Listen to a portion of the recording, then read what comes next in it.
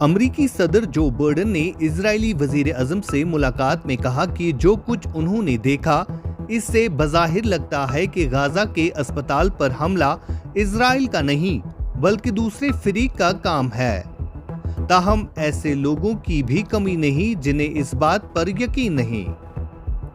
Gaza की वजारत सेहत के तर्जुमान के मुताबिक इजरायली फजाए की जानिब से अल इलाही अरब अस्पताल पर फजाया हमलों में कम से कम 500 अफराद हलाक हो गए हैं। इजराइल का कहना है कि अल अहली अस्पताल पर इसने हमला नहीं किया बल्कि वो गाजा से ही दागे गए रॉकेट का निशाना बना। अमरीकी सदर जो बाइडेन ने कहा कि बज़ाहिर लगता है कि गाजा के अल अहली अस्पताल पर हमला इजराइल का नहीं बल्कि दूसरे फरीक का काम है।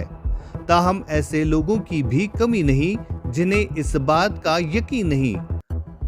गाजा पर इजरायली फजाए की बमबारी में हलाक होने वालों की तादाद 3,500 से बढ़ गई है, जबकि इजराइल का कहना है कि हमास के हमलों में इसके 1400 से ज्यादा शहरी हलाक हुए हैं। अमरीकी सदर जो बाइडेन बुध को इजराइल का दौरा कर रहे हैं, जबकि अर्दन, मिस्र और फलस्तीनी अथॉरिटी ने इनसे मुलाकात करने से इनकार किया है। अक़वाम मुत्तहिदा के मुताबिक गाजा पर बमबारी के बाद वहां से करीबन 10 लाख फलस्तीनियों ने नकल मकानी की है, जिन्हें फौरी मदद की जरूरत है। इसराइली फौज ने गाजा में यरगमाल बनाए जाने वाले अफराद से मुतल्लिक ताज़ा एदाद-ओ-शुमार जारी किए हैं।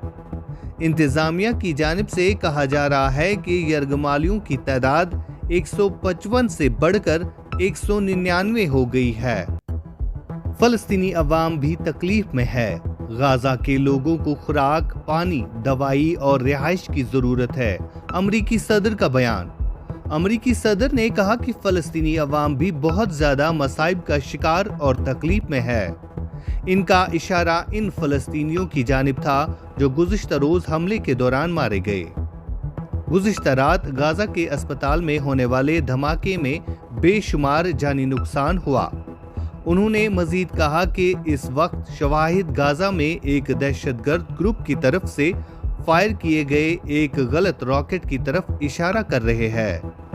उन्होंने कहा कि गाजा के लोगों को खुराक, पानी, दवाई और रिहाइश की जरूरत है। मैंने इजरायली काबीना से कहा कि वो गाजा में शहरियों को जान बचाने वाली इंसानी इमदाद की फरहमी पर इत्तेफाक करे और ये कि इमदाद आम शहरियों को जाए, न कि हमास को। सदर बाइडेन ने मजीद कहा कि इजराइल ने इस बात पर इत्तेफाक किया कि इंसानी इमदाद मिस्र से गाजा मुंतकिल करना शुरू हो सकती है। ताहम अगर हमास इमदाद को मुंतकिल या चोरी करती है तो इससे एक बार फिर ये साबित हो जाएगा कि उन्हें फलस्तीनी अवाम की फलाह बहबूद से कोई सरोकार नहीं है। सदर बाइडेन ने मजीद कहा कि वो खित्ते में शराकतदारों के साथ मिलकर काम कर रहे हैं ताकि जल्द अज जल्द ट्रकों को सरहद के इस पार मुंतकिल किया जा सके। उन्होंने गाजा और मगरबी किनारे दोनों के लिए इंसानी इमदाद की मदद में 100 मिलियन अमरीकी डॉलर की नई अमरीकी फंडिंग का भी ऐलान किया।